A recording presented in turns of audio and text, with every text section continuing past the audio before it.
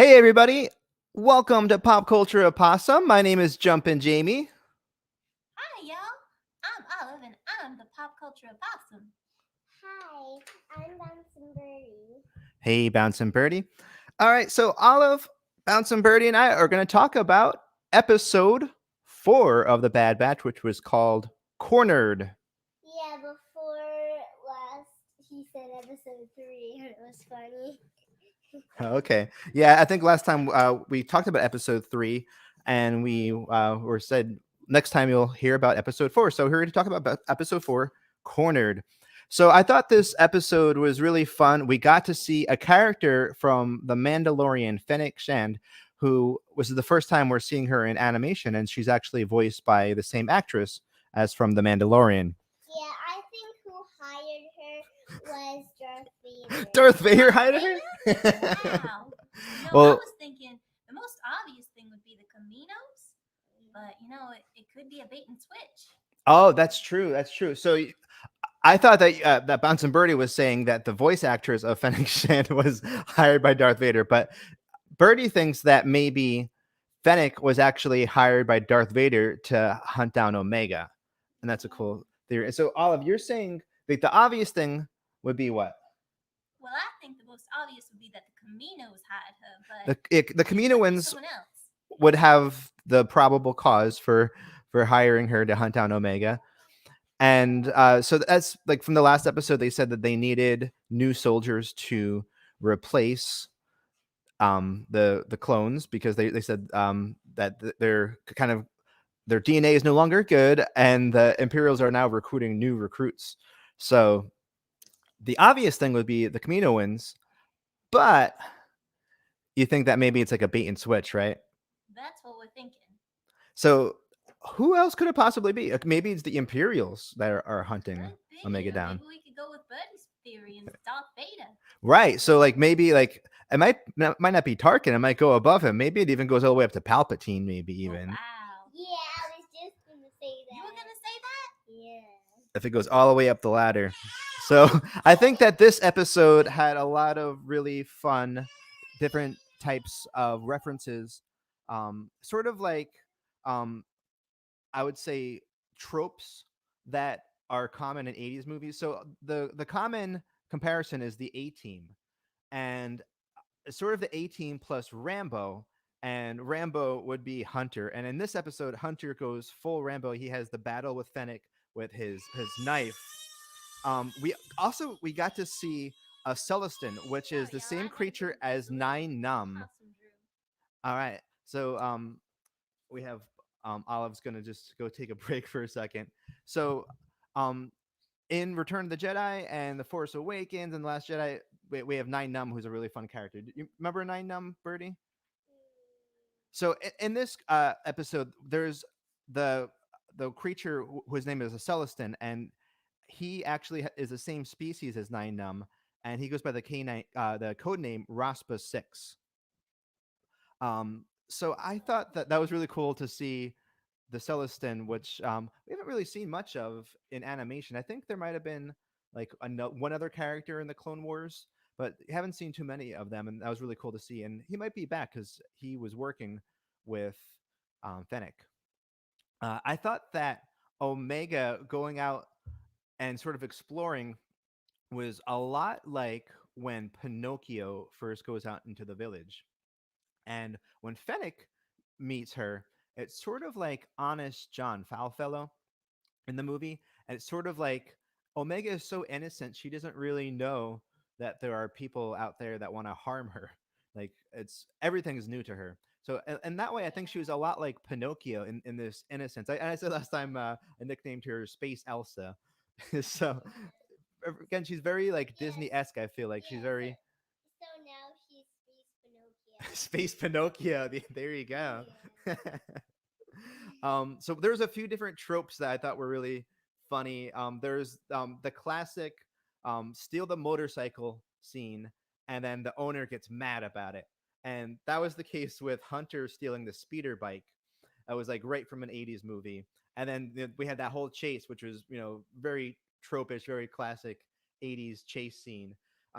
And we even had the Omega hanging from a ledge and Fennec catching her by the hand, which I think that happens in every Star Wars movie. I think it's sort of like it's a Star Wars trope. It's an '80s trope. It's I think action movie trope in general. I can think of like Batman and all the other things, which leads me to Fennec landing in the famous superhero pose where she lands down with one hand in this powerful pose. And I think that they've done that a lot, especially in the original 2D Clone Wars. They did that just like power superhero stance when they fall, and so Yeah. and that was like the classic shot that we saw in the trailer of Fennec was that pose very much almost like reminded me of like Raya and the Last Dragon, like this like very powerful pose that they showed. So we also saw another creature who was from the original film. We saw an aqualish, and that species of creature is the same as Ponda Baba, the same creature that has the little fight with Obi-Wan and Luke at the Mos Eisley Cantina.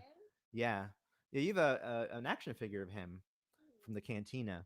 So the little cameo of the Aqualish I thought was really funny. We have the Aqualish sitting in traffic listening to music as the chase scene is happening, and I thought that was really funny. And that's something with this series that they've been able to balance a lot of humor and action. I thought that there's some pretty funny moments in this episode.